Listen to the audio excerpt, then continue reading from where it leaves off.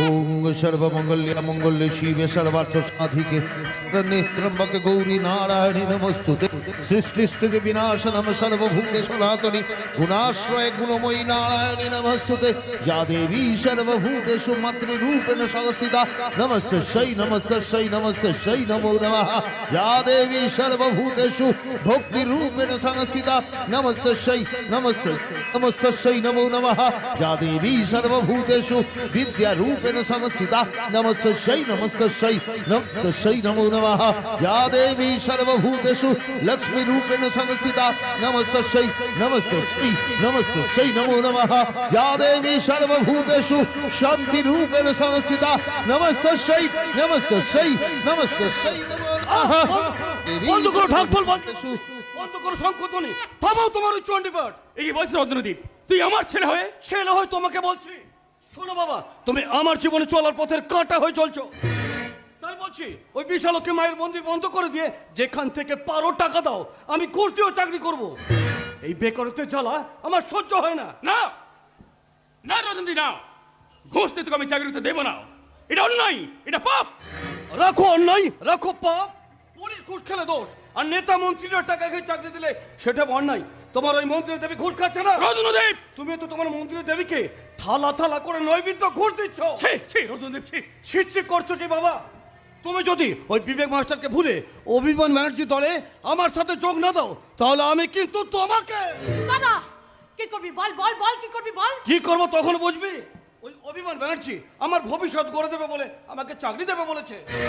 তেল মাখিয়ে চাকরি না নিয়ে বুক ফুলিয়ে মাথা উঁচু করে মোট বইবি, রিক্সা চালাবি, বাজারে বসে সবজি বিক্রি করবি, কিন্তু যেটুকু শিক্ষা আদর্শবান মাস্টার বিবেক বাবুর কাছে শিখেছিস, মা সরস্বতীর সেই দানকে একটা নোংরা মানুষের পায়ে বিলিয়ে দিস না দাদা। একটা কথা কি জানিস, নোংরা জিনিসের স্থান কিন্তু ডাস্টবিনেই হয়, কোনো মন্দির মসজিদ বা গির্জায় হয় না। তাই ভুল পত্রকে তুই ফিরাই বাবা। আমি কোনো ভুল করছি না বাবা। আমি অভিমান ব্যানার্জির পায়ে ধরে বলবো যে স্যার আপনি আমার একটা চাকরি দিন, তারপর তোমার চোখে আঙুল দিয়ে দেখে বলবো তুমি ভুল, বিবেক মাস্টার ভুল আর অভিমান ব্যানার্জি ঠিক। দাদা বাবা শুধু জন্ম দিয়েছে, কর্ম দিতে পারেনি, তাই তোমাকে আমি আমার বাবার সম্মান দেবো না, বাবার সম্মান দেবো অভিমান বাবুকে। দাদা আমার সামনে দাঁড়িয়ে তুই বাবাকে অপমান করবি, আমি মেয়ে হয়ে কিন্তু সেটা সহ্য করবো না। এক্ষুনি এক্ষুনি তোকে বাবার কাছে ক্ষমা চাইতে হবে। ক্ষমা ক্ষমা যত দূরের কথা, এতদিন মুখ ছুটিয়েছি, এবার হাত চলবে, মেরে তো তার মুখটা ভেঙে দেবো। আমি আর মধুপুর গায়ের জবা, এই ডান পিঠে জবা কোনোদিন অন্যায়কে প্রশ্রয় দেয়নি আর আজও দেবে না। আমার বোন হয়ে তুই আমাকে অপমান করছিস, এই তোর শিক্ষা। তুমি যদি ছেলে হয়ে বাবাকে অপমান করতে পারো, তাহলে জবা তোমার বোন হয়ে তোমাকে অপমান করে উপযুক্ত শিক্ষারই পরিচয় দিয়েছে। এই ভোলা, খবরদার আমার বোনের হয়ে সবাই গাইবি না। ভোলা তো অন্যায় কিছু বলেনি। অন্যায় কিছু বলেনি বাবা। তুমি কি জানো যে এই ভোলা তোমার ওই গুণধর মেয়েকে ভালোবাসে, ডাকাতি কিংবা খুন তো করেনি। বাবা তুমি ওদের প্রশ্রয় দিচ্ছ। তুমি কি জানো যে প্রকাশ্য দিনের আলোয় দাঁড়িয়ে এরা দুজনে প্রেম করে? প্রকাশ্য রাস্তায় লরি দাঁড় করিয়ে পুলিশের ঘুষ কাটা যদি অপরাধ না হয়, তাহলে প্রকাশ্য রাস্তায় প্রেম করাটাও খুব একটা অপরাধ কিছু নয়। বলা তোমার দেখতে লজ্জাবাদটুকু নেই। রাজনীতির ময়দানে নেতা মন্ত্রীরা একে অপরের গায়ে কাদা ছোঁড়াছুড়ি করছে, তাই দেখে পাবলিক হাসছে। তাতে যদি তাদের লজ্জাবোধ না থাকে, তাহলে প্রকাশ্য রাস্তায় একটা ছেলে আর মেয়ে দুটো ভালোবাসার কথা বলবে, তো লজ্জার কি আছে? তবু আমি আমার বোনের সঙ্গে তোমার সম্পর্কটা কিছুতেই মেনে নেবো না। পারবে পারবে আমার বোনের আশা আকাঙ্ক্ষা ইচ্ছা পূর্ণ করতে? অবশ্যই পারবো। সৎভাবে অল্প টাকা রোজগার করেও আমি জবার মুখে হাসি ফোটাতে পারবো, কিন্তু অসৎভাবে কোটি কোটি টাকা রোজগার করে এক পেট মদ খেয়ে সে রাতের বেলা বউ পেটাতে পারবো না।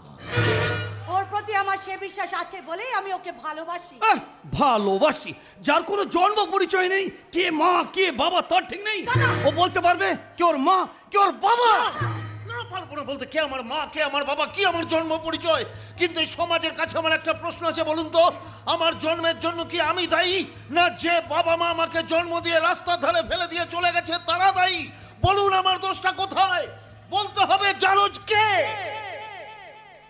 একটা সদ্যজাত শিশু জন্মানোর পর রাস্তার ধারে পড়ে পড়ে কাঁদছে, সে জারজ, না যে বাবা মা সেই শিশুটাকে জন্ম দেওয়ার পর রাস্তার ধারে ফেলে দিয়ে চলে গেছে তারা জারজ? একটা অসহায় সন্তানের কি অপরাধ? ভোলা ঠিক তেমনি ভাবে আমাকে জন্ম দেওয়ার পর এই মন্দিরের পাশে কেউ ফেলে রেখে চলে গিয়েছিলেন। এই ঠাকুর মশাই সেদিন সেই বাচ্চাটাকে তুলে নিয়ে গিয়ে বিবেক মাস্টারের স্ত্রী কোলে দেন। ভোলা কিন্তু 5 বছর পর সেই মা এক সন্তানের জন্ম দেয়, যার নাম হীরা। আমার ভাই মায়ের পেটের না হলেও হীরাকে আমি আমার প্রাণের চেয়ে বেশি ভালোবাসি, কিন্তু হীরা আমাকে সহ্য করতে পারে না, আমাকে নানান রকম ভাবে অপমান করে, মদ খেয়ে এসে আমাকে মারধর পর্যন্ত করে। এই বোন, এত কিছু জানার পর তুই ওই ভোলাকে বিয়ে করবি? হ্যাঁ রে, ওই বাড়ির শিক্ষিত ছেলে হীরা, আরে ওকেই তো তুই। দাদা, কোন নুড়িতে নারায়ণ আছে সেটা যেমন কেউ বলতে পারে না, তেমনি কোন মানুষের মধ্যে কি গুণ আছে তাও কেউ বলতে পারে না। হীরা তো নামে হীরা, কাজে হীরা বুঝলি কি করে? আর এই ভোলা যে নারায়ণের অংশ নয় সেটাই বা ভাবলে কি করে? চকচক করলেই সোনা হয় না দাদা।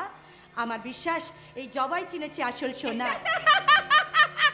কি তুমি চিনেছে মা আসলে সোনা, নকল সোনাই মনে পড়ে না।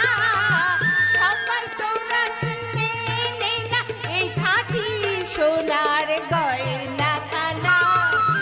চিনেছে মা আসলে সোনা, নকল সোনাই মনে পড়ে না। সবাই তোরা চিনে নে না এই খাঁটি সোনার গয়না খানা। চলে যাও এখান থেকে। কেন তুমি বারবার এমনি ভাবে আমার কাছে ছুটে আসো বলো তো? জানি না, তবে শোন, ওরা তোকে মানুষ করলে ওই বাড়িতে তুই রোজ কাঁদিস। আমি তো দূর থেকে শুনতে পাই রে। সেই কান্না শুনে কেন তুমি আমার কাছে ছুটে আসো? আমাকে তো কেউ ভালোবাসে না, তাহলে তুমি কেন আমাকে এত ভালোবাসো? তোমার এই প্রশ্নের উত্তর দেবেন ওই ঈশ্বর। মানে মানে মানে জানতে চাও না রত্নদ্বীপ? মানে জানতে চাও না? কালকে ঝড় উঠবে, একটা প্রচন্ড কাল বৈশাখী ঝড়। বাবা, বাবা, তোমার কথার মধ্যে রহস্য লুকিয়ে আছে। বলো, বলো কি সেই রহস্য? তুমি কি অভিমানী মায়ের সম্বন্ধে কিছু জানো? Very fine, not very fine, but এই মহিলা অভিমানী নয়। আমি ডক্টর অভিমান ব্যানার্জি। যে কোনো ব্যাপারে আমার খুব অভিমান হয়। এই যে পাগলিটা ভোলার সঙ্গে মেলামেশা করলে না, সত্যি বলছি আমার খুব অভিমান হয়। আপনি জানাতে এলাম, তোকে জানাতে এলাম যে হীরা আমার বোনের মতো প্রতিমাকে ভালোবাসে, তাই ওর ব্যাপারে তুই কোনো মাথা ঘামাবি না। আপনি হীরাকে নানান রকম প্রলোভন দেখিয়ে প্রতিমার কাছে ভিড়িয়ে দিতে চাইছেন? হ্যাঁ, চাইছি চাইছি চাইছি, ভেরি ফাইন ভাবে চাইছি। তাতে তোর অসুবিধাটা কোথায়? হ্যাঁ, 7 পুরুষ ধরে চলছে এই মধুপুর গ্রামে ভট্টাচার্য পরিবারের সাথে বাণিজ্য পরিবারের লড়াই। ওই ভট্টাচার্য পরিবারের মুন্ড ছেদন করতে হীরার সাথে প্রতিমার বিয়ে দেব, আর আমার এই পঙ্গু হাতের বদলা নেব, বদলা। কিন্তু হীরার বাবা আমাদের সকলের শ্রদ্ধার মানুষ বিবেক ভট্টাচার্য এ বিয়ে মেনে নেবেন না, কারণ আপনার কম্পাউন্ডার বিপ্লব বাবুর মেয়ে প্রতিমা তো অসুস্থ। আরে সেই জন্যই তো হীরার সাথে প্রতিমার বিয়ে দিয়ে ওই হীরাকে আমি আমার বাড়িতে ঘর জামাই করে রেখে দেবো। আর এটাই বাণিজ্য বাড়ির জয়, আমাকে পঙ্গু করার বদলা। এই ছেলে, তোর ভাই হীরাকে এদের কাছে বিক্রি করিস না, বিক্রি করিস না। আরে হীরা তো বিক্রি হবে অনেক দামে। ভট্টাচার্য বাড়ির মাল বাণিজ্য বাড়িতে বিক্রি হয়ে যাবে, কিন্তু আমার বোন জবার সঙ্গে এই ভোলাকে কিছুতেই মিশতে দেবো না। বি কেয়ারফুল ভোলা, ফার্দার আমার এই বোনের দিকে হাতটা বাড়াবি না। Yes, this is my final decision. Very fine. আরে আপনার ছেলে রত্ন তো দেখছি একটা সত্যি সত্যি রত্ন তৈরি হয়ে গেছে। না না না না না না না না, এবার দেখছি আপনার ছেলে রত্নদ্বীপের জন্য আমাকে একটা চাকরির ব্যবস্থা করে দিতেই হবে। আমার ছেলের কথা বাদ দিয়ে অন্য কথা থাকলে তুমি আমাকে বলতে পারো। ভেরি ফাইন, সুযোগ যখন দিয়েছেন নিশ্চয়ই বলবো, তবে আমি শুধু আপনার ছেলে রত্নদ্বীপকে চাকরি দেব না, আমি আপনার মেয়ে জবার কথাও ভাববো। ঠাকুর, আমার কথা ভাবার জন্য আমি নিজেই যথেষ্ট, তারপরও যদি কিছু ভাবতে হয় সেটা আপনি নন, আমার বাবাই ভাববে। ভেরি ফাইন কথা বলেছ। আরে বাবা, জন্মদাতা বাবার ওপরে কি আর আমি হতে পারি? তবে লিখে রাখো, একদিন না একদিন আমাকে তোমার পাশে দাঁড়াতেই হবে। ঈশ্বরের কাছে প্রার্থনা করি আমাকে যেন কোনোদিন আপনার পাশে দাঁড়াতে না হয়। কারণ কারণ আপনার পাশে দাঁড়ানোর ছবিটা হঠাৎ কেউ যদি ফেসবুকে পোস্ট করে দেয়, একটা জনপ্রাণীও লাইক দেবে না, উল্টে কমেন্ট দেবে। ছবিটা যদি খবরের কাগজে ছাপা হতো, কাগজটা পুড়িয়ে ফেলতাম। যেহেতু ছবিটা মোবাইলে পোস্ট করা হয়েছে তাই লিখছি, বাড়িতে ভয়ঙ্কর কুকুর পুষলে যেমন দরজার বাইরে লেখা থাকে কুকুর হইতে সাবধান, জবা, তুই এই মানুষ হইতে সাবধান। জবা, জবা ফুল ফোটে 12 মাস। জবাকে তো সিজন ফ্লাওয়ার নয়, জবা ফুলে মা বিশালাক্ষীর পূজা হয়, তাই জবাকে নিয়ে দাবা খেলতে যাবেন না।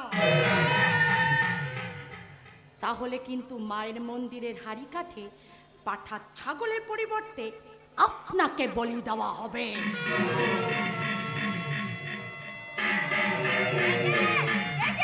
এই যে বারুদ যে বাড়ি শেয়ানা ঘুঘু, গাল বাড়িয়ে চর খেতে কেমন লাগলো? বারুদ যে বাড়ি যদি এতই সম্মান, তাহলে ভদ্র লোক হতে শেখো, আর ভদ্রতা শিখতে ওই বিবেক ভট্টাচার্যের কাছে যেও। একটা কথা মনে রেখো, 7 জনম তপস্যা করলেও ভট্টাচ পরিবারের সভ্যতাকে হার মানাতে পারবে না। পারবো, ভেরি ফাইন ভাবে হার মানবে। আমি ডক্টর অভিমান ব্যানার্জি। সেই ডাক্তারবাবুকে আমি একটা প্রশ্ন করছি, বলুন তো ডাক্তারবাবু, ডাক্তারি পড়ার সময় আপনি যে শপথ পাঠ করেছিলেন তার কতটুকু আপনি মেনে চলেন, না শুধুমাত্র মানুষ মেরে টাকা রোজগার করেন? গরিব মানুষ, অসুস্থ রোগীর দল যখন রোগের যন্ত্রণায় ছটফট ছটফট করতে করতে আপনার চেম্বারের সামনে এসে লাইন দিয়ে দাঁড়ায়, তখন কি আপনি তাদের সুস্থ করার চিন্তা করেন, না তার আগে ভালো করে গুনে গুনে দেখেন লাইনে কতজন রোগী দাঁড়িয়ে রয়েছে? তারপর কজনকে বিনা কারণে এমআরআই, কজনকে সিটি স্ক্যান, কজনকে রক্ত পরীক্ষা করতে পাঠাবেন সেই ধান্দা করেন? তার কারণ শুধুমাত্র গরিব মানুষের রক্ত চুষে 500-700 টাকা ফিস নিয়ে তো আপনাদের পেট ভরে না। সেই জন্য কমিশন খাওয়ার জন্য নিজেদের ফিটিং করা পরীক্ষা কেন্দ্রে তাদের পাঠিয়ে দেন। আমি বলো ডাক্তার, সেবার নামে তোমরা মানুষ মারার কল পাতো। এই ডাক্তার, তোমার চেম্বারের সামনে আমি একটা সাইনবোর্ড ঝুলিয়ে দেবো, আর তাতে লেখা থাকবে ইনকামটাই বড় কথা, করো না তোমরা সেবা, সুযোগ পেলেই রুগীর বুকে মারো বাঘের থাবা। ডাক্তারির নামে ডাকাতি, এই কি তোমার পেশা? সাবধান করে বলছি ডাক্তার, ছাড়ো এই নেশা। ডাক্তার, মাস্টার, পুলিশ, মন্ত্রী এরা সমাজসেবী, গরিব মানুষের রক্ত চুষে আর কত খাবি? শ্রীরামকৃষ্ণ, সারদা মা, বিবেকানন্দের দেশে অবাক লাগে কি করে এরা মানুষের সাথে মেশে। একদিন কিন্তু পাবে এরা কঠিন পাপের ফল। মৃত্যুকালে জুটবে না এক বিন্দু জল। Stop stop stop. ও ডাক্তার, ও ডাক্তার, তুমি কত শত পাশ করে এসেছো বিলেত ঘুরে মানুষের যন্ত্রণা ভোলাতে। ও ডাক্তার, ও ডাক্তার, তোমার এমবিবিএস না এফআরসিএস কোথায় এটুকের ডিগ্রি ঝোলাতে। ও ডাক্তার, ডাক্তার অভিমান ব্যানার্জিকে অপমান।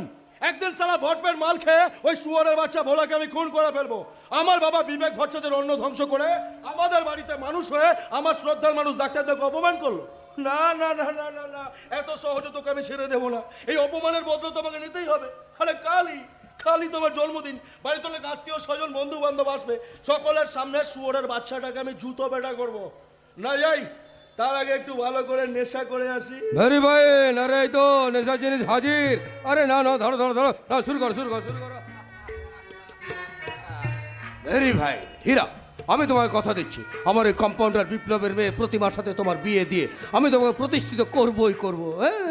আরে প্রতিমা হচ্ছে আমার বোনের মতো। তুমি এক কাজ করো, তুমি ওই ছোট লোকের মেয়ে শিল্পাকে একেবারে ভুলে যাও। আপনার কথা অমান্য করার শক্তি আমার নেই, কিন্তু প্রতিমা যে ভীষণ অসুস্থ, ওকে বিয়ে করলে আমি সুখে সংসার করতে পারবো তো? আরে বাবা, আমি ডাক্তার, আমি ওকে ঠিক সুস্থ করে তুলবো। তাছাড়া পরীক্ষা নিরীক্ষা করে দেখেছি প্রতিমার যেটুকু প্রবলেম আছে তাই আধুনিক চিকিৎসা করলে ও অবশ্যই সুস্থ হয়ে যাবে। জমে যাচ্ছে জমে যাচ্ছে, আপনার এই কথাগুলো শুনে আমার নেশাটা জমে যাচ্ছে। কিন্তু ডাক্তার দা, প্রতিমাকে তো আমার বাবা খুব একটা সহজে মেনে নেবে না, কারণ বাবা শিল্পাকে তার পুত্রবধূ করতে চায়। আসলে কি জানেন ডাক্তার দা, ওই শিল্পার সাথে আমার সম্পর্কটা যে বহুদিনের। আরে বাবা, ভাবো ভাবো ভাবো ভাবো, তুমি একটু ভালো করে ভাবো। তুমি যদি ওর স্বামী হও তাহলে তোমার ভবিষ্যৎ কি হবে? আরে নাও নাও নাও, এই চা মদ আর ভালোবাসা এর কোনো সময় হয় না। নাও না না, আর 2-4 ঢোক খেয়ে না তো, খাও খাও খাও খাও। কিন্তু তুমি যদি প্রতিমাকে বিয়ে করো তাহলে দামি দামি গাড়িতে চাপবে। হ্যাঁ, আরে ছোট লোকের মেয়ে শিল্পা তোমাকে কি দিতে পারবে? আরে শিল্পা হচ্ছে আমার বাড়ির চাকরের বোন। কোথায় শিল্পা আর কোথায় তুমি? ছি ছি ছি ছি ছি ছি ছি, একদম